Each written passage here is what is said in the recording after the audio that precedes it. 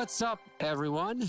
It is episode 20 of the PlayStation podcast called weR1. Yes, that's right. weR1youR2, video game and PlayStation podcast where we talk about, well, I've said it 3 times already, PlayStation and everything else, video games. I'm your host, as always, Robert Fanzo, joined once again by the man who only has one beard, Matt Rhodes. I don't know. I kind of have 2. I kind of got a neck beard going on, so I don't know, man. Maybe the dreaded neck beard, right? I know. Be not lazy and shave it off. But hey, that's actually why they call him Blackbeard, because he shaved his neck and they couldn't call him Neckbeard anymore. Now we got to change it. I guess we'll call him Blackbeard instead. Yeah, exactly. A little trivia for all you kids out there. Yeah, I'm doing good. So we have a lot going on, so we're going to be kind of quick in the beginning here. Yeah, for sure. We got a great show lined up for people this week. We have author, website editor, entrepreneur, voice actor, professor, you name it, he does it. Patrick Hickey Jr. is going to be joining us here shortly. But I've got a few biffs for us this week, Matt, and this is before we forget. Yeah, for sure. We're going to have a great discussion here shortly with none other than Patrick Hickey Jr., writer of the book, The Mind Behind the Games, with cult and classic game developers. I encourage you to go check that out on Amazon. We'll talk about that in a little bit, though. I also want to mention you need to go back now and listen to our interview with Relentless Rex and his creator, Kevin Wins. Go back his Kickstarter, and we'll talk about that a little bit later with Patrick as well. We also have another indie interview for you coming up with none other than Ben Widdowson and his game, Sense, a cyberpunk ghost story. So look forward to that sometime in the upcoming week or so. Just look both those games up on Kickstarter before June 7th. Then we go back of both of them because they're both amazing. And Cyberpunk, as of this recording, has hit its stretch goal of PlayStation 4 and PlayStation Vita. So if you are a PlayStation fan and you are part of Vita Island, whether you are or not, you need to go back that. Same thing with Relentless Rex. He's about almost halfway there. Let's get him going so we can get him onto PlayStation 4 as well. I do believe Ben Widdowson's Cyberpunk Ghost Story is actually till the 14th. I believe it does run a week longer than Relentless Rex, just so you know. Thank you. I appreciate that. Yeah. I can't be perfect all the time. That's why I have Matt here to help me out just for that one time. So mark that down. 20 episodes, one time. I would say something, but it would just get me out. So that's right. I'm not paying you enough to hear from you. Right. So we are also launching a website. Yes, we are. But I need your help. What?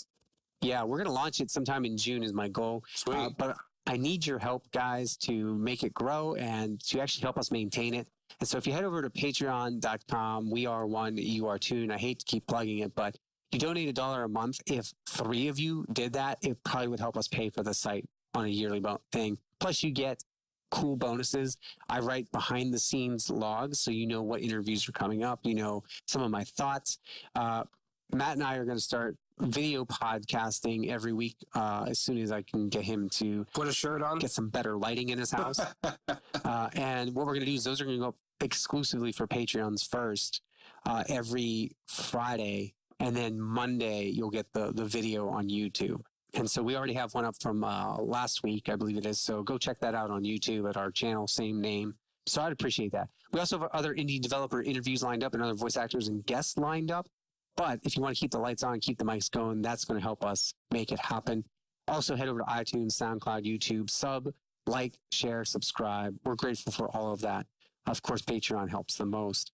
Plus, I mean, the more they back us, the more content we can generate, right? The more we can put out, the more stuff we can do. Yeah, and we're funny people. You just haven't seen it yet because we're poor. That's right. We look very funny. You'll see once we start doing video how funny we look. And that should be enough. I mean, forget people of Walmart. This is the real deal here. So, Matt, first I want to talk real quick, just very briefly. I want to talk about what we've been playing, and I'm going first because I'm feeling selfish this week. I finished God of War. Amazing. Boo. Mainly because I didn't. I'm just booing you. I'm not booing God of War. Let's make that clear. Exactly. I caught up with you. I took the day off work and finished it. What can I say? Fancy. And then I worked on finishing. I'm almost done with Deadbolt on Vita. Long live Vita. I've also been playing Metropolis Lux Obscura, which is Candy Crush meets Sin City. And by the time this goes out, we'll be playing a lot of Detroit Become Human. And just as a I little already have secret mine for you downloaded. We got access codes for an indie game that we're going to be coming up talking about pretty soon in the future on a podcast. And so hopefully we'll also have an interview and a YouTube video to talk about it too. So Yes. lots of good stuff coming up. What about you? What have you been playing? I have been playing, surprise, surprise, Rocket League. Because it's coming up on the end of the season here, right? So, just trying to get some games in, trying to level up. Failing, I am leveling down spectacularly. Probably because it is towards the end of the season, and of course, all of the jokers that like to play for like 2 weeks out of the year come back out of the woodwork and screw up your ranking. But I have also been playing Far Cry 5 still. It's been the game where I've been able to just kind of like put in a few hours here or there, and it's been nice to kind of plug away at that a little bit. But I have not touched God of War, and I was talking to you about this on the phone or on the headset, I guess. I don't know. I play things so much, like platformers or whatever, like story driven games, and then I just get burnt out. Right. It's a thing that I do to myself. I don't know why I do it. I know that I continue to do it. I clearly have not been burned out on Rocket League. However, I'll put like a good 20 hours into a game in the first week, and then I'll just be like, all right, I can't play this anymore, or I need to take a break from it. And then that 1 day break that I think that I need turns into 2 weeks, and I'm just like, oh crap, I haven't put this back in. I should really, So clearly, obviously, you have. I had more than lapped you in God of War, and now you have completed the game. So I need to put in a good 10 hours probably left and finish that. But I am excited to talk to you about it once we get done with it. Yeah, absolutely. So we're going to go ahead and move into the news. And I just want to cover a few brief things very quickly in the news.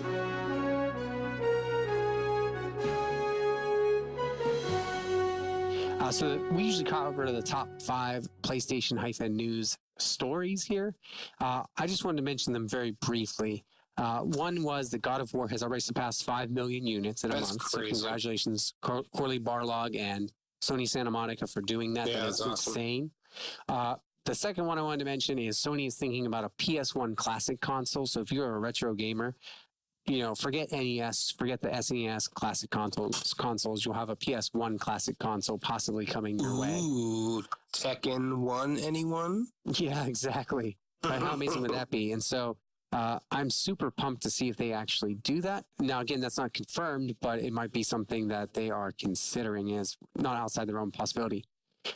Third thing, Battlefield 5 was premiered. A lot of people are upset because a woman is on the cover. Get over yourselves. Battlefield 5, though, left the season pass behind and the pay to win in the trenches. They are doing all the DLC is going to be free from what I understood and read in the article I saw earlier today. And so that's pretty exciting, too, because I like Battlefield, to be honest. Yeah, I do, too. So it'll be nice that all post-release support will be free. So congratulations to the fans and the gamers who get that stuff for free. Good stuff. And then, so that's moving on. That's the third one here. Last but not least, well, 2 of them actually, 3 I'm going to mention. One's not on here, Matt. One is Sony talked earlier in the week about committing support to the PS4 through 2021. So if you haven't listened to our E3 prediction show yet, I think we might have talked about that a little bit, but Sony is going to commit to the PS4 for at least the next 4 years, which means probably I wouldn't be surprised if you see a console release in 2020 and then they support it for another year after that. Yeah, that makes sense. Yeah, I think so. Detroit Become Human, as of Thursday night at 7:30, is at an 80 on Metacritic right now. What? Has 56 overwhelmingly positive reviews and 2 negative reviews that are in the 30s. Wow. And so that's the only reason that score is so low. And so I just wanted to point that out because I think this bodes well for the game. And so we're super excited. We'll be talking about that probably not in the next episode, but maybe the one after that. And you'll see why when we get to our other indie interview. But I just wanted to mention that as well. And then last but not least, Matt, I wanted to mention this because I'm not sure you saw this or not, but it looks like there was a death. John Peter Bain, and I see a lot of what's the word I'm looking for? Tweets going out about this. It was tweeted out by Total Biscuit 2 minutes ago, and so. Well, I'm sorry, can you just, what's the whole tweet? I apologize. Literally, this is all it says is John Peter Bain, July 8th, 1984 to May 24th, 2018. And there's just a picture of him. Horrible news for the gaming industry. I just wanted to mention that as well. He was a journalist.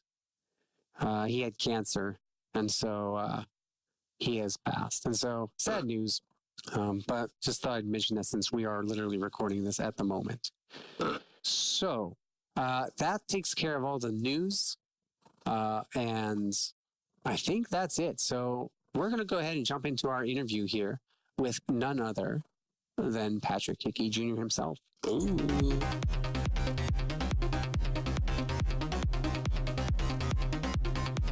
All right, it's time for the talk. This is our topic of conversation. Lately, it hasn't really been a topic of conversation at all, but rather just more of a conversation. Today, we have Patrick Hickey Jr., author, professor, website, entrepreneur, whatever else you want to label him as. He does a little bit of everything. He's a jack of all trades. Patrick, thanks for joining us today. Yeah, no problem, guys. Happy to be sharing the airwaves with you for a little while. Yeah, we appreciate it. So we of course always like to start off with our guests, and we started off with Kevin, and we'll be starting this off with Ben as well in a future episode. We just like to know a little bit about you, what we should know about you, where we may have seen or heard you, or sometimes I guess smelled you before, depending on what you do for a living. So I am the assistant director of the journalism program at Kingsborough Community College in Brooklyn, New York. Where you may have seen me before, I'm a former editor at NBC. I'm a former national video games writer at Examiner.com. I'm the editor-in-chief of ReviewFix.com. I run a little YouTube channel called Retro Roast. I'm a voice actor I'm the star of the Shotguns with Glitters survival horror game, The Padre. I'm also subbing for a T-Rex with laryngitis in Relentless Rex, and I'm also writing the story for and voicing a character in the upcoming Treason in Space video game that features a development team that can say they have veterans from Overwatch, BioShock Infinite, Madden, League of Legends, Sunset Overdrive, and me. So, yeah, I'm doing a little bit of everything. That is quite the list there. Yeah. Is there anything you don't do? Because you're also a husband and father, are you husband, not? Husband, good husband, father, dog owner, right here. You can see him right here. He's right up my ass. Yeah, cat owner. This dog follows me around. It's ridiculous. It's so funny. He's like my shadow. He waits for me to come home, you know. So, but yeah, I do a little bit of everything. So it's like, what do they say in Shawshank Redemption? You either get busy living or get busy dying. Yeah, amen to that one. Man, it sounds like you're certainly living. I'm trying. A lot of living and a lot of eating. So, I mean, wow, I don't even know where to start, but let's go ahead and talk about, you mentioned several games. And so why don't you talk to us a little bit about your substitute position that you have right now, as well as talk to us a little bit about the other upcoming stuff that you have as well that you can talk about. Yeah, so I guess I'll quote Julie Andrews from The Sound of Music. Start from the very beginning, a very good place to start. So I've been a video game writer for about 12 years, and I run ReviewFix.com by myself, pretty much a one-man band. So there's this constant urge to get content. So that means like going all over the place, looking at indie games. And I'll never forget, it was like in August, I saw this voxel priest running around like a cemetery, and he got like bitch slapped by a tree.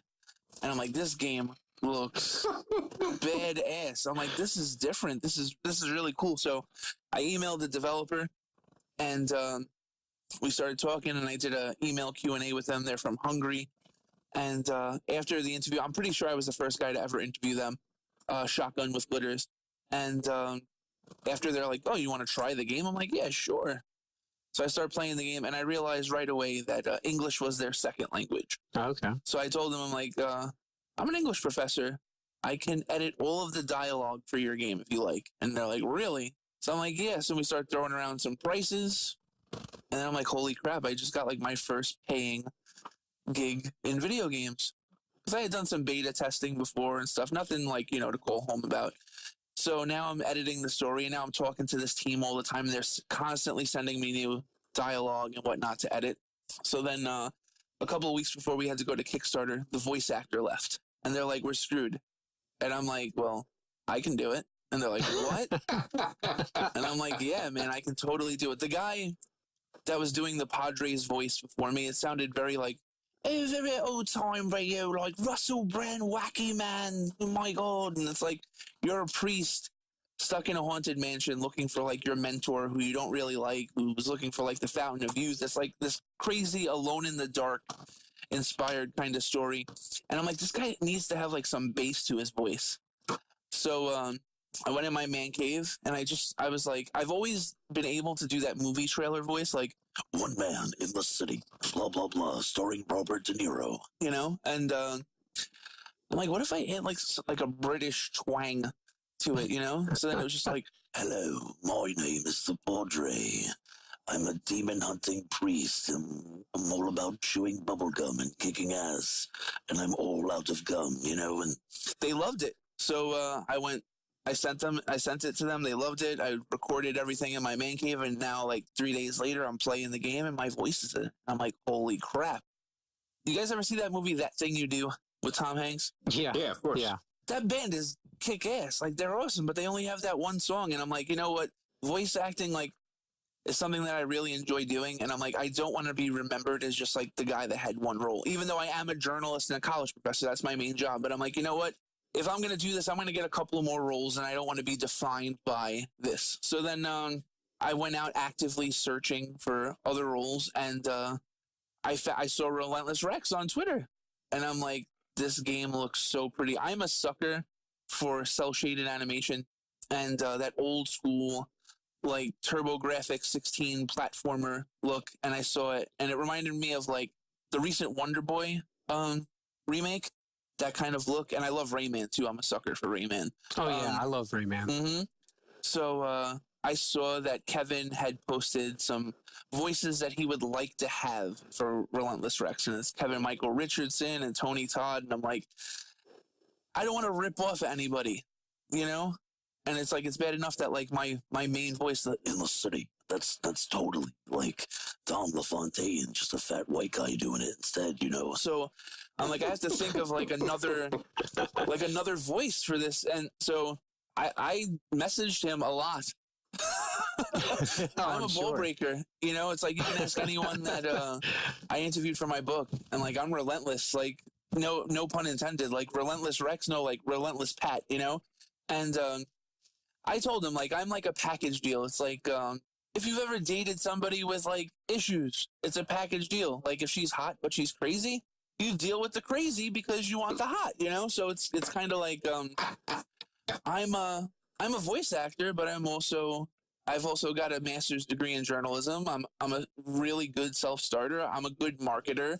So, I explained to the guys at Shotguns with Glitters, I explained to Kevin that it's like, you're not just getting a voice actor. You're getting an advocate. You're getting somebody that knows a lot of people, that's going to like look out for you, that's going to pitch your project to as many people as possible.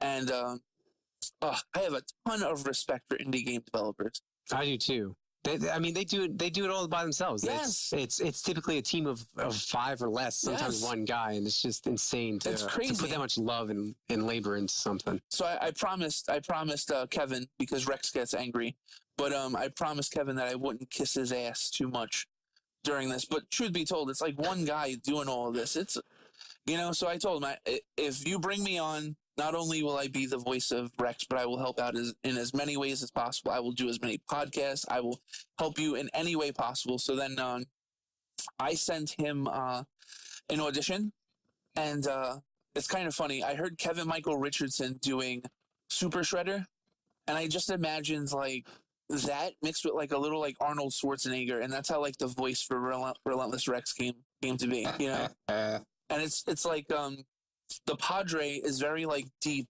in the diaphragm. It's like towards the bottom of the throat, and Relentless Rex is almost like at the top of my teeth, like where it comes from. And I remember the first time I did the audition, like it burnt the out of my throat. I'm sorry, I don't know if I can curse or not, but Dave will just we have an official. I think we call it the official cat sound. okay, That cool. you know it gives him some work to do. Okay, so I'll try and limit the curse words.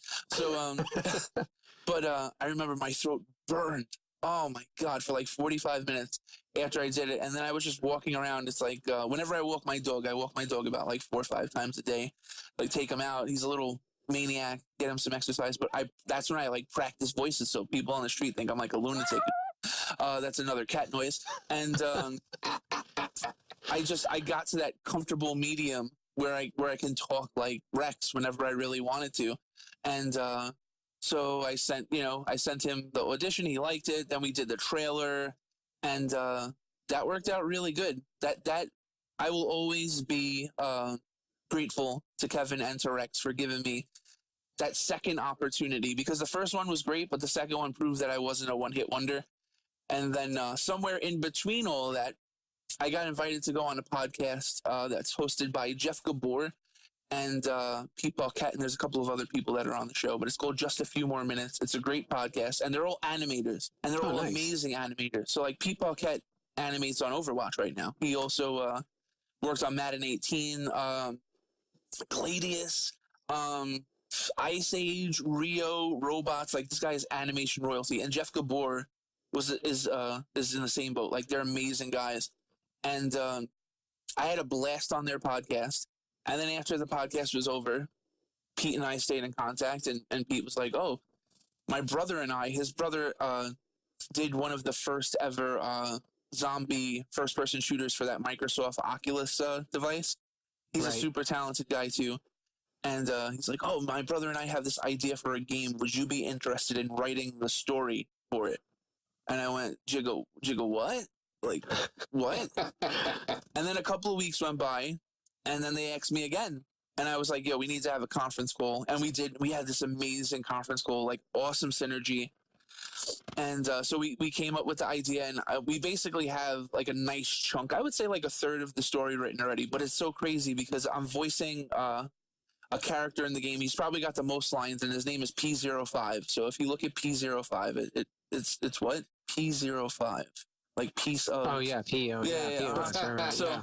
So he's kind of like this robot. I had to think about that. It was way longer than I wanted to admit. I'm sorry. I didn't want another cat noise in there. So but so I'm kind of like this obsolete robot that has like a chip on his shoulder. He's kind of like Sheldon from Big Bang Theory in robot form, and it's so much fun because I'm not only like voicing the lines, but I'm writing all of the dialogue. So I dedicate like every Monday night and Tuesday to writing more of the story. So that game, we really just started developing it like a month ago. But we have an amazing team. We have, like I said, guys from Sunset Overdrive, BioShock Infinite, Madden, Overwatch. Also, we have one of the animators from God of War, the one that just came out, is on our team. So we have a team of 6 guys, AAA guys, like that are making this amazing game that I happen to be writing. It's like, holy crap. You know, it's like, it's just this whirlwind thing. And the only reason why I got that opportunity to write that story is because Pete Paquette saw a press release for my book. So the last year of my life has been absolutely insane. It's like I'm waiting for something bad to happen. I joke with my wife all the time. Like I'm waiting to come home and see like the mailman like in my living room naked or something like that. Like it's like life has been like way too good lately. I'm telling you, the mailman, the pool boy, you know, it's like something. I'm waiting, you know. I'm waiting for like my dog to have like my Amazing Spider-Man 375 hologram cover like in his mouth. That was a very specific thought there. It's a great comic. That's awesome. I mean, that's really awesome to hear. And it is funny. I think that's one thing that Matt and I are starting to learn, that there's a snowball effect that seems to happen when you start doing something and just one thing clicks, because we started with you and Kevin 3 weeks ago, and we're quickly snowballing. So we understand that That's the reason why I wanted to come on, because like I was in sidekick mode for Kevin. Like I'm one of those people. I know my role. Like before the show, he was like, "This is what I want you to do," and I'm like, "All right, that's what I'm going to do." But listening to you guys talk with him, I'm like, these guys are really good, and they're just starting, and I want to be on the ground floor with them as they're building. Because I mean, that's the way you really like develop and grow an entrepreneurial spirit. You're with people when they just get started, you know? Absolutely. And we appreciate you coming on. Like I said, it's been quite a roller coaster. No problem. You are, one of multiple interviews we have suddenly out of nowhere. And so we're kind of punching ourselves in the face because you're good, yo. You're good, yo. Yeah. Yeah, we're a 3-man team, and so poor Dave's going into overtime because he's the only audio guy we have. We got two talents and one audio guy, so I think he gets the short end of the stick. Sorry, Dave. So you've mentioned several times about the voices, and I'm sorry, Matt. I know you might want to jump in here at some point, actually. Yeah, no, I was going to ask about. He talked a little bit about the book. So, you at least mentioned the book. So I was just going to ask you to kind of elaborate on that, like what it is and where we can find it and that kind of thing. I'm super excited about reading this. I've been looking into getting it because it sounds phenomenal. Somebody who likes to know the back end of things. Sure. The name of the book is The Minds Behind the Games, Interviews with Cult and Classic Video Game Developers. It's from McFarland and Company. It's available at Target, Walmart, Barnes & Noble, Amazon, your mom's house. I mean, pretty much anywhere where like a decent book could be bought, like it's there. The way it started was I'm 34 years old and I'm a full-time college professor. I've taught at college for 10 years. I've worked at colleges for 12. So pretty much like right after I got my bachelor's degree, and you get to a point where you kind of get bored. It's like, you have job security. You're doing a great job. The students know who you are. The faculty knows who you are, the administration. And I just didn't want to be one of those people that just went home every day and was like, oh, today was a good day. I taught my classes, and I always had another job. Like I was an editor at NBC. I was a national video games writer at Examiner. And I run my site. I never stopped running my site. My site's 9 years old. But I just wanted a new challenge. My wife was pregnant. And you guys will learn this if you don't have children soon, but like pregnancy kicks a woman's ass, man. Like my wife would come home. My wife worked until the day she gave birth. Like she was gonna go into work the day that her water broke, and I had to fight with her and be like, "Bitch, you're staying home." Like she didn't even know her water broke. Like my wife is like a beautiful like blonde version of Mick Foley. She's like the toughest like person I've ever met in my life. And but the thing was, like, the pregnancy was like, it was rough on her, so she would sleep a lot and stuff. So she was like 4 or 5 months pregnant, and I just decided, I'm like, you know what, I'm gonna write a book. I'm a little bored at work and I have all this spare time. So I talked about it for like a week with my wife. I'm like, I'm gonna write a book. And she's like, just write it already. Stop talking about it, just write it.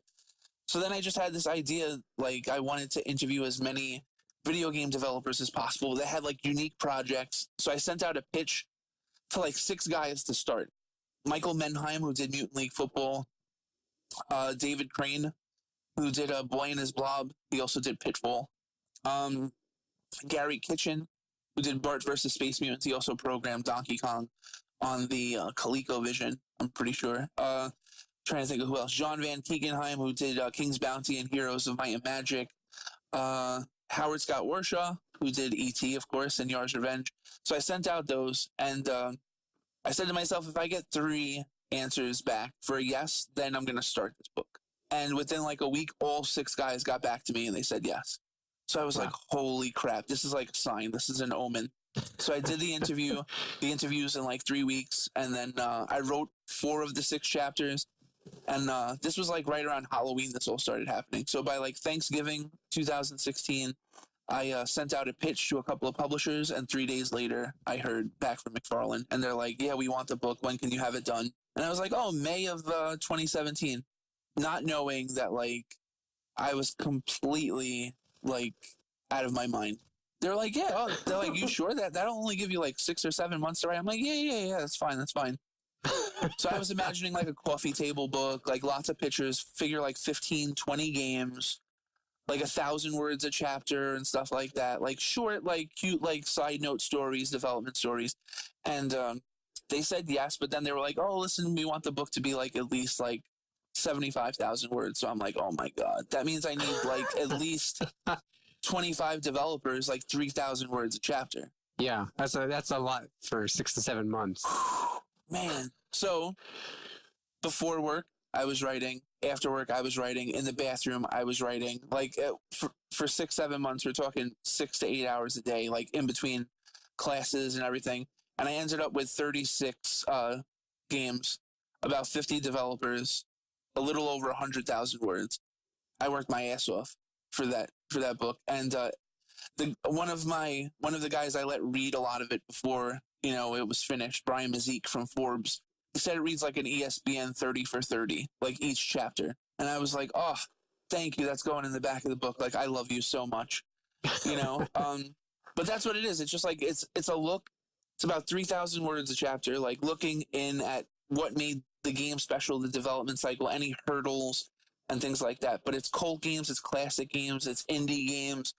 If you guys are into professional wrestling at all, I'm sure you guys remember. Yeah. Yeah, you guys are big wrestling fans? That was my childhood. Oh, nice. Same here. I'm a huge wrestling fan. That's going to be like one of my next books. I'm definitely going to do a wrestling book. I've interviewed like a ton of pro wrestlers. Cody Rhodes made a list after he left the WWE, like of all the guys that he wanted to wrestle and stuff like that. So when I first started writing the book, I made a list of like all the stuff that I wanted in the book. And by the time it was finished, all of it was in the book. So this turned into like a cool, it was supposed to be something to keep me busy during when my wife was pregnant, and my first like foray into, real nonfiction, like author type work. And it turned out to be like the ultimate passion project. Like I completely stand by it. It's like I have some of my favorite games of all time, and then some of the most infinite, you hear me? Infamous games, like Night Trap. I mean, I interviewed pretty much all of the main guys, like from the original Night Trap for this game. I interviewed the entire team for the original Maniac Mansion in this game. I interviewed the creator of Wonder Boy in this book. I keep saying game. So, I mean, it's something that I really stand behind. And the best part is it's not written in a highfalutin, I'm a professor, I'm smarter than you way. It's written in a way where, like, if you grew up reading GamePro, you can read this book and totally be into it, and you'll understand every word and you'll be affected by it. And even though I'm a college professor, it's not written that way at all. So, and it's not written in a, you have to read it from beginning to end way either. The guy that wrote the foreword for the book, Brett Weiss, he's written a ton of great video game books, and he's like one of my inspirations. He's such a great guy, great writer. And he's like, Pat, he goes, I just want to let you know, I read the Road Rash chapter first and then Desert Strike and da-da-da. So you can skip around. You don't necessarily have to read from start to finish. I mean, I like to think they're in an order for a reason, but you don't have to start that way. You can just jump in. It's the perfect book for your bathroom if you're a gamer. You hear that, Matt? I know you're a big reader on the bathroom. He's taking like a massive dookie, and it's like, here we go. We're going to read all about Max Payne. So, Road Rash, though. Oh, man, that's a deep cut for me. That's awesome. Yeah, I've looked at the list of some of the game developers and interviews that you've done, and it's just, I think if you are where we all are in your 30s, yep, and grew up playing a lot of those games, I think that book speaks to you more than anything else, because the whole reason I got into this podcast is because we love games, but we love the stuff behind the games. I love hearing the behind the scenes stories. And so I will tell anyone out there, I haven't gotten the opportunity to read yet because clearly I just met Patrick 3 weeks ago. What was that? And didn't even know that book existed back then. So, but I can tell you just from what I've looked at and kind of researched, if you're in your 30s and you want a knowledge of classic games, there's no better opportunity than to really look at this stuff now and kind of see what goes on then. And then you can really start to think about stuff and how stuff probably goes on now too. And that's what I really love about it. I love seeing the way that those guys back in the 80s and 90s really struggled with certain, or how they did certain things. And I think it was on your YouTube video, you were talking about how like Max Payne was written in somebody's basement. Yeah, man, it was like it was like 30 guys in a basement, like in Sweden. Their last game sold 50,000 copies, and it was like a racing game and like a Twisted Metal type game, and they were super happy with selling 50,000. And the producer was like, yo, if we're lucky, maybe we'll sell 100K, you know, and we'll be able to get out of this basement and stuff. And they ended up selling over 8 million copies of Max Payne, you know? Yeah. The thing is, too, it's the thing that I learned by the end of this is all of the greatest AAA games of all time are developed the same way indie games are developed today. Very small team, passion project, you know, lots of hurdles along the way. Like all of those Sega games that we mentioned before, like Desert Strike, Road Rash, Mutant League Football, they were almost canceled in development, all of them, because EA didn't understand like what they had when they had it. So yeah, I learned that, like how these guys, the reason why I love indie games so much now is because I love games from the 80s and 90s. There's something definitely in common between those two times in video game history. Also, too, it's like how much those guys had to give up. Some of them were taking advances against what the game would eventually make. Some of them were living in hotels. Gary Kitchen and David Crane designed Boy and His Blob in 6 weeks, and we're working 20 hours a day for 6 weeks. Like, passion, baby. Like, I love it. Yeah, absolutely. And it's exciting to think that a lot of, like you were saying, a lot of AAA stuff that we have today started as those small teams. And I think about that every time I look at an indie game, and probably more so than Matt, and he'll admit that. I play a ton of games that most people haven't heard of or most people ignore on the PlayStation Store. But those games are there because they started on Steam, but they started because one guy had a vision. Yep. And he's made it happen. And so, you know, Pinstripe with Atmos Games, you know, even just look at Minecraft, how that exploded. But that started with one guy. Yeah. Yeah, I love the behind the scenes stuff. It's kind of like the way I started every interview with these guys and women. There's women featured in the book too. A lot of women, 3 or 4. The way I started it was, all right, so what's on Wikipedia and tell me why it's wrong. Yeah. And they would start laughing, you know? It was like Michael Minheim from Mutant League Football is like, I told him, I was like, they said that you guys use the same code as Madden. He's like, yeah, that's nonsense. He goes, well, so what do? We just reskinned Madden. That's how we outsold it the first year. And I'm like, I agree. I'm like, so talk to me about it, you know? And that's what he did. It's kind of like even Howard Scott Warshaw. It was like, tell me what you said in Atari Game Over, and let's go deeper. Mm-hmm. And I totally stand by. Those are like some of the best chapters in the book. Like Howard, he tested me a lot as a journalist. Like I was in a weird situation because writing this book, I had to get waivers from all of these people that I interviewed. I had never done that before because I'm a journalist. You interview somebody and that's it. Right. You know, but this time it was like, and some of them were like, oh, let me see the chapter before it goes to print. And it's like, whoa. Nah, bro. You know? But I did. I sent it to them and I told them, I'm like, listen, don't necessarily be obsessed with how I say things. It's what I'm saying. I want to make sure that it's factually correct. I was like, you've got to give me some artistic freedom. I can't say exactly what you want me to say, how you want me to say it. And David Crane emailed me back after I sent him the chapters, and he was like, this is 100% factually correct. I'm like, okay, then we're good. He goes, yeah, he's like, this is great. But Howard Scott Warshaw was like, listen, this is really good. I like what you're saying and how you're saying it. He goes, but I think we need to talk more. I think you should ask me some more questions. I think there's something missing. And I'm like, what? But we went back a couple more times. I added like another 700-800 words, and then I'm reading it, and I'm like, oh my God, he's absolutely right. He's absolutely right. It's so much better. Like both of them. I interviewed him for E.T. and Yar's Revenge, so that's like the best and worst of the Atari 2600. You know what's funny about that is I still have my Atari 2600. It's actually sitting in the same room I am. And I know you're a retro game collector It's over here somewhere. I'm just looking for it, but I'm fat, so. Mine doesn't work, though. I don't know if yours works. Mine it does. I have the Junior, though. I have the Atari Junior. Okay. That one works really good. That's the reason why I got it. I had the old wood one. That's what she said. I don't even see it. It's somewhere over here. But yeah, man, it's like all of these guys ended up reaching out, and they wanted these chapters to totally sing. And Howard was one of the first guys that was like, listen, you have like the opportunity to do something that no one has ever really done. And that's the thing. I've read like Blood, Sweat, and Pixels and Console Wars and The Working Gamer and a lot of the reference books, because there's tons of reference books out there, yeah. You know? But this is different because this is in the voice of the people that have written them, and then It's written by a guy that's covered the video game industry for 10 years and somebody that, like, I mean, you're looking around this room right now. Like, I have over 3,000 video games. Like, I don't even know how I'm married. I ask myself the same question. Yeah. Oh, the first time my wife saw my games, holy almost another cat call there. She was like, "Why do you have this many games?" And I'm like, "Because I can." Is that like an acceptable answer? And she's like, "Well, okay." You know, and then when we moved in, she's like, "Where are you going to put these?" I'm like, "In the living room so everyone can see them when they come in." And she's like, "Yeah, I don't know about that. What about just the games that you play?" And I'm like, "So that's all of them."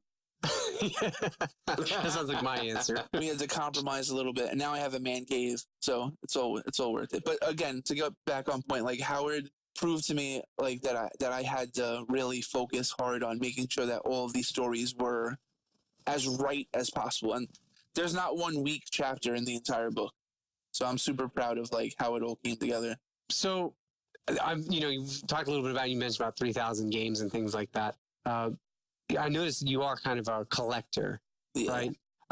And so clearly you've been playing as long as we have. I was kind of curious because this is something that I always get asked, or I always like to have a discussion with people, particularly now that gaming has spanned such a period of time.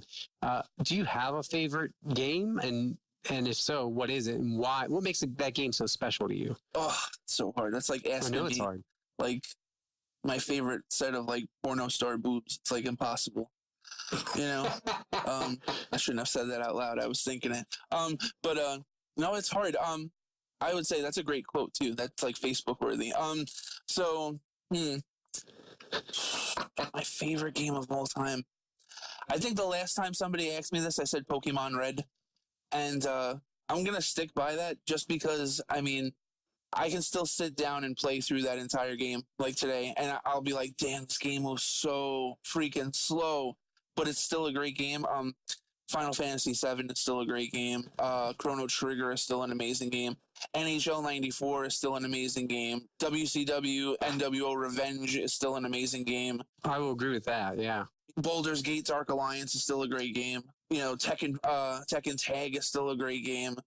You know, but like Pokemon, there was something about that game when I was a kid. I was like 13 years old, and I was taller than everybody else, but I was still like a little kid at heart. About like just one day you wake up and your mom's like, "Get out of the house. I never want to see you again." And then some weird like old guy gives you this monster, and it's just like, yeah, go travel the world. You know, there's just something so crazy about that game. I'll never forget like the first Pokemon that I had that evolved. Like my Caterpie turned into a Metapod, and Metapods are like completely useless. But it was like, oh, wait a second. This thing just became something else. And all of a sudden it was like gameplay innovation and gameplay mechanics that I never thought were possible were just like thrown right in front of me. Like, wait, when I level up, this thing becomes something. When this thing levels up, it becomes something different, you know? It was just crazy. It was like that. And then like WWF WrestleMania 2000. Oh my gosh. I love that game. I created like the entire ECW roster. My movesets were better than like the stuff that was in like the game. The original NHL Face-Off for Sony PlayStation. My friends would buy my memory card save off of me because I would keep the rosters updated. Like I kept the rosters updated for NHL Face-Off for like 3 years. Wow. Just all of this stuff was not possible when we were kids. Like 13, 14 was like a great time for us as a gamer. Like, holy, another cat. The world just became a completely different place in terms of gaming.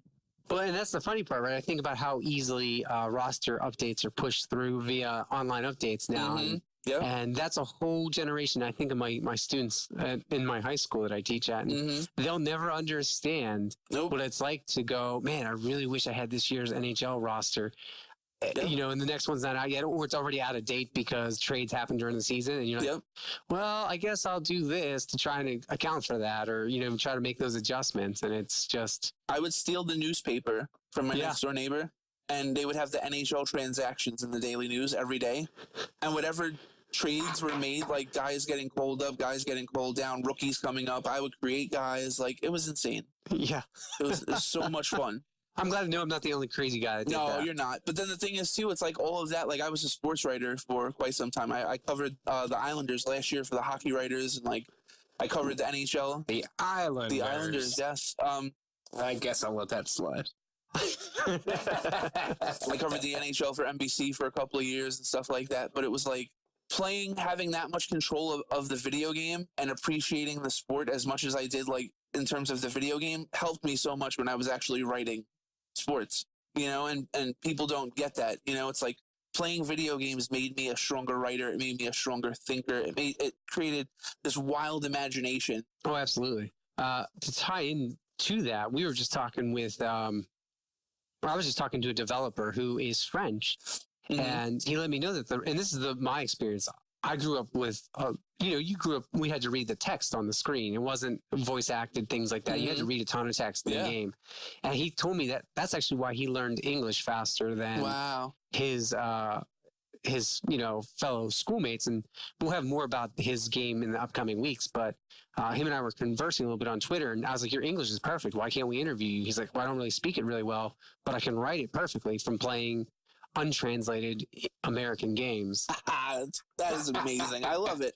And that goes to like every stupid politician, the Joseph Liebermans, the comb-overs, Trumps, that say, oh, video games are dangerous to people, blah, blah, blah. It's like, shut your mouth. Like, oh, stop. Please stop. So, yeah. We'll, I don't know if there's anything else you wanted to add, Patrick. Anything you want to tell us about where we can find more of your content or plug anything? Before we move on, you're going to join us for our next segment here. Sure. Like I said, I do a lot of my voice acting on the Retro Roast, which is basically like short, like 1-2 minute clips of me parodying the intros to video games. So like the other day I did like Prince of Persia, and I was just making fun of how like the bad guy's name is Jafar and stuff like that. Like, it's just stupid stuff. The other day, yesterday I did Flashback, and I pretended that it was like that sex scene from Boys in the Hood, like just stupid stuff in video games using different voices and stuff. There's that. You can go to reviewfix.com to read my serious journalism. You can go to patrickhickeyjr.com for more information and how to like retain my services as an editor, as a voice actor, and all that stuff. My little reel is on there. A link to buy the book is on there. Like I said, The Minds Behind the Games, interviews with cult and classic video game developers is available on Amazon, Barnes & Noble, Target, Walmart, anywhere fine books are sold. So if you order straight from my site as well, I can personalize it for you. So I have my publisher ship it out to me. I write something nice in there and then send it out to you. So that's a nice touch if you've got like a hardcore video game fan in your life that wants like something unique and personal just to them. Awesome stuff. Yeah. Thank you, guys. Thank you, Patrick. You're going to join us here. Matt and I decided, since you like to do voices and Matt does too, even if it's just in the bathroom by himself. Hey, that's where you get the best material. Okay? Sure, You absolutely. come up with the best stuff. And so what we do is we thought we'd go ahead and read. We like to, and so we're going to move on here. We're going to go ahead and take care of what we call See You Soon. See you soon.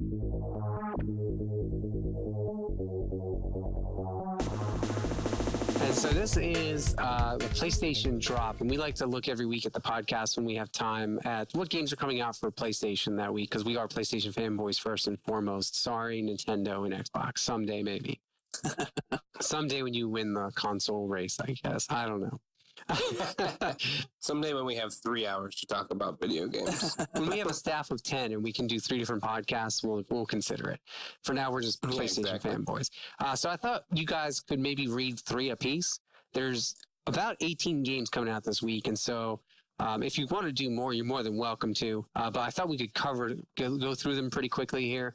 But I thought you guys could take turns. I'll let you flip an imaginary coin, whoever wants to go first, and see who has the better voice off. Okay, I win. I won the toss. Okay, there we go. The guest goes first anyway, so we. Yeah, of course. Thank you. All right, so I'll do Dark Souls Remastered. Is that okay? Mm-hmm. Yeah, sure. All right, you ready? Then there was Fire. Re-experience the critically acclaimed genre-defining game that started it all. Beautifully remastered, returned to Lone Rain in stunning high-definition detail, running at 60 frames per second. Oh, he set the bar pretty high. Fancy. I know, right? Oh, yikes. Okay, well, I'm going to go to the top. I don't care. Sevens Scarlet. Yeah, Sevens Scarlet. Whatever. Yeah. PS Vita digital out 525. The remote town of Okunazato is shaped like a crescent moon and shrouded in dark myths and legends. Take on the role of a brave young woman journeying into the unknown to uncover dangerous truths to locate her missing brother with her childhood friend. All right. I'm going to give round 1 to Patrick, though. Thank you. I'm keeping score over here. All right, so let's see. We'll do Detroit Become Human. Oh, yeah, the big one this week. All right. All right, you ready? So, Detroit Become Human is the latest in development by Quantum Dream that expands on the studio's legacy of, gripping, narrative-driven experiences. Discover what really makes it, mean to be human in a powerful, emotional journey made of, freaking choices and consequences. I'm going to go with Disco Dodgeball Remix. All right. Disco Dodgeball Remix is a ridiculous, physics-based future sport combining robots, one-hit kill projectile combat, and crazy dodgeball action. Oh, very nice. I'm gonna call that one a draw. Very nice. So we're doing different voices every time. So now I gotta think. All right, We're testing your range today. Whatever you like feel, whatever the game speaks to you. All right, awesome. Let's see. You were great, by the way. That was freaking awesome. Thanks. Let's see. So this is Shio. Shio isn't your typical platformer. Floating lanterns aren't just decorations. Their purpose is to help you explore the world of Shio. Oh my god.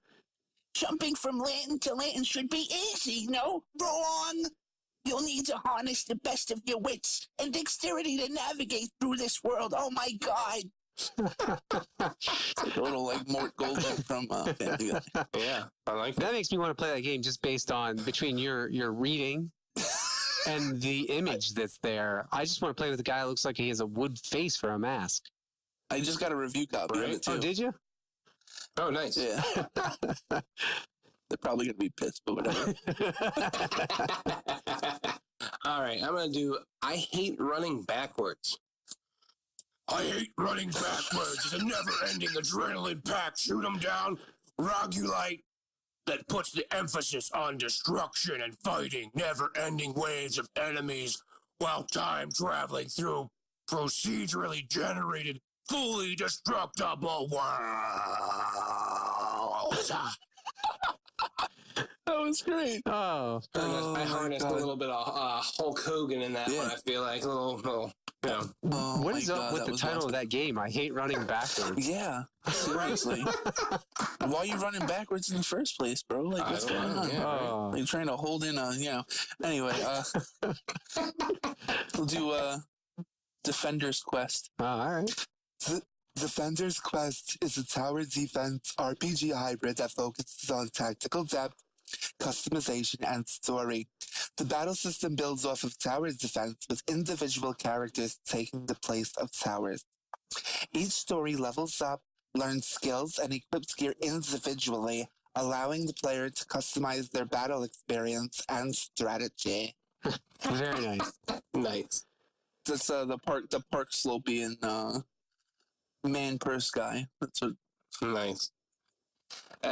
Bloodstained Curse of the Moon. This one, before you start, I just want to say I'm super pumped for because it's literally a Castlevania knockoff. Sure, I that's was about to say, awesome.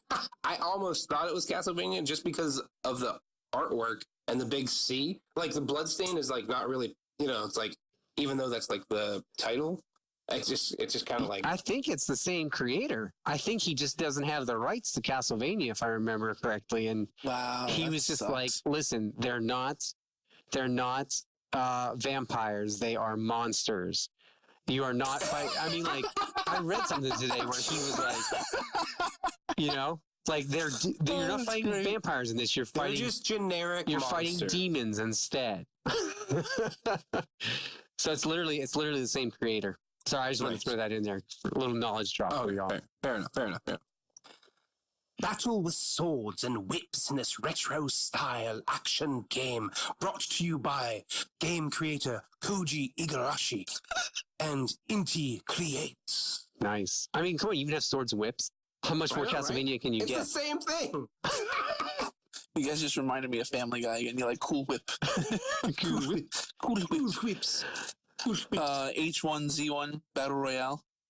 Nice. H1Z1 Battle Royale is a pure, fast-paced battle royale shooter reimagined and built for console. Oh, yeah. Someone do a slim cam. I was about to say, is Macho Man Randy Savage here? I know. We had a little bit of Hulk and a little bit of Savage. All right. What do we got? Dungeon Rushers. Dungeon Rushers is a 2D tactical RPG combining dungeon crawlers gameplay and a turn-based fights. Ooh. Oh, man. Oh, man. This is a knockdown drag out. This is hard, Right. man. Yeah. To Stardew Valley. You've inherited your grandfather's old farm plot in Stardew Valley. Armed with hands-down tools and a few coins, you set out to begin your new life. Can you learn to live off the land and turn these overgrown fields into a thriving home, you filthy turtles? Now, if that was how Stardew Valley was originally marketed, I would have purchased it. Yeah. That was the most epic grandfather's old farm plot I've ever heard. Right. All right. Pixel Junk Monsters 2. Get ready to experience the next generation of real-time tower defense gameplay in the globally acclaimed Pixel Junk Monsters series. Whoa! You're good, man. You're freaking good. Thanks, man. Oh, my God. Oh, this crap. is fun. Tennis World Tour. Players 30 of the best tennis players in the world, Roger Federer, Angelique Kerber, Stan, what the hell is his last name, Waka Waka, and many of the sports legends. It's tennis, no one cares. How did Stan Wawrinka? Yeah. Wow. It sounds like a disease. Yeah. Like, did you hear? Like, Bob got Wawrinka. The doctors don't know what to do. That poor Bob. He's just That's his third case of having too many Wawrinka. soirees, if you know what I mean. Yeah, man. They said it's all over the backside of his ass. Like, who gets Wawrinka on the backside of their ass? Oh, God. Oh, I'll make sure I tweeted him next week when this episode comes out. All right, exactly. All right, Super Hyperactive Ninja. Super hyperactive. Oh my gosh, I can't.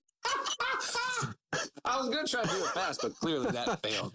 All right, Super Hyperactive Ninja is a fast-paced, hyper-caffeinated action platformer in 2D, designed with those who want a real tough talent and speedrunners in mind.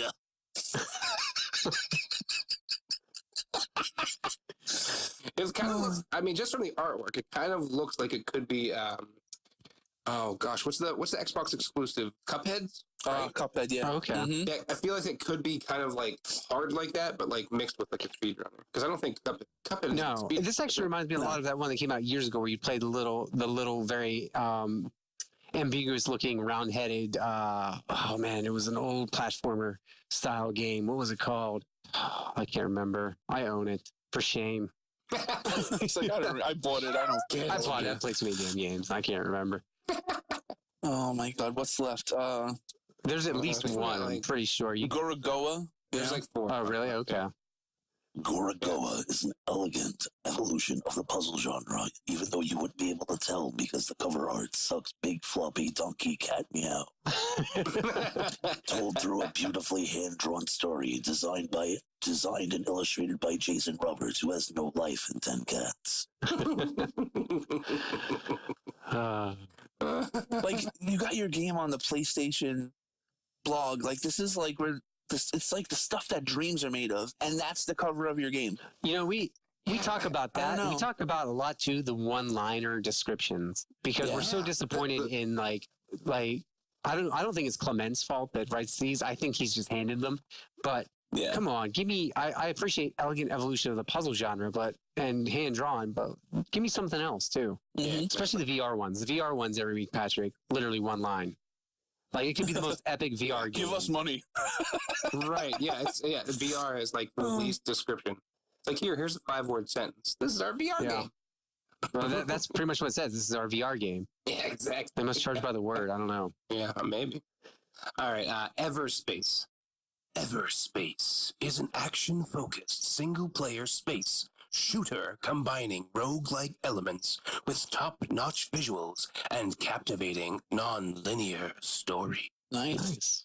Is that all of them? Did we do Space Hulk? Deathwing? No, No, take us in with the final one here. No, we got we got two more. Two Oh, left. I can't count. You guys are there's going One too Piece fast for Grand me. Cruise as well. Goodness. All right, I'll do Space Hulk. I'll do like a little walkie-talkie. Space Hulk Deathwing Enhanced Edition is set in the Warhammer 4000 universe, expanding upon the original game and featuring a host of new content. It is the ultimate Space Hulk Deathwing experience.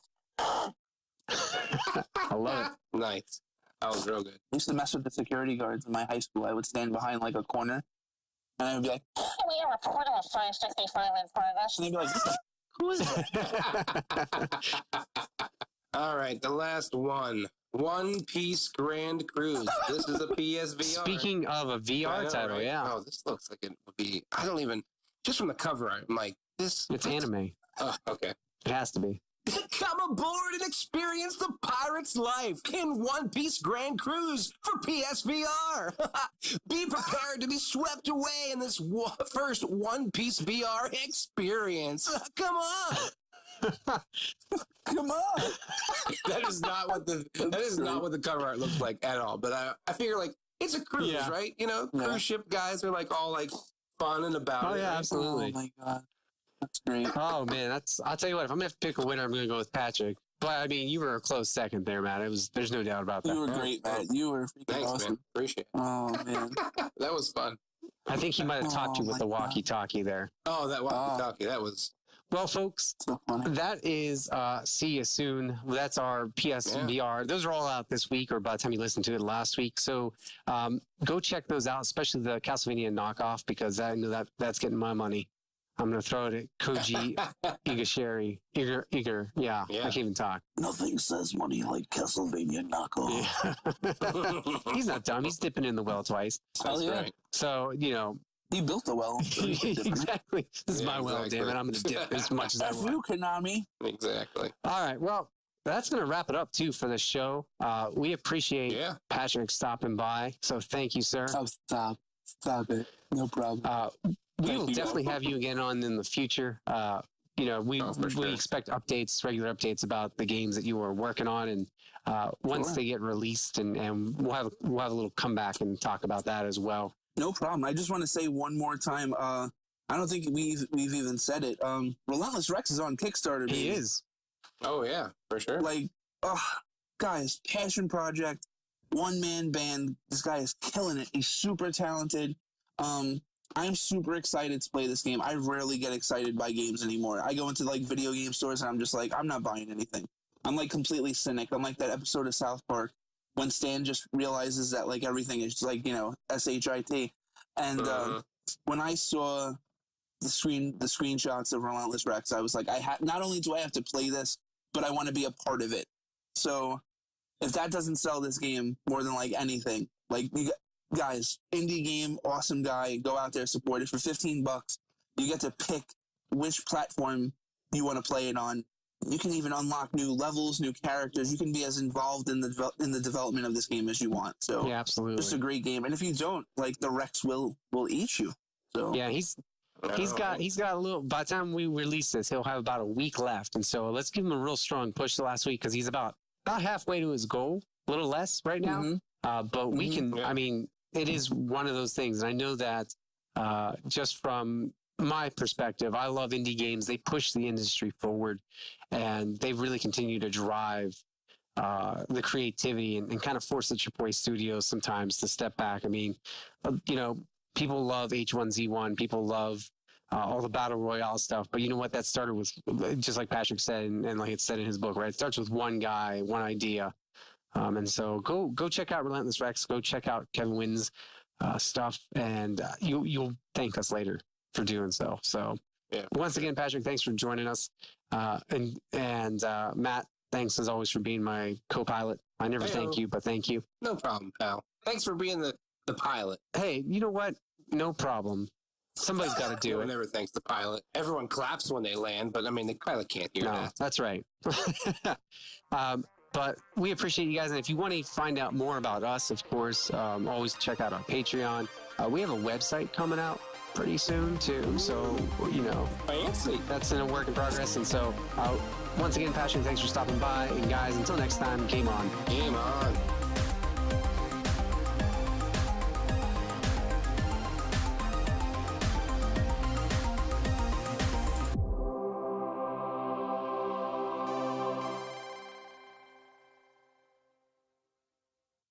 Dave,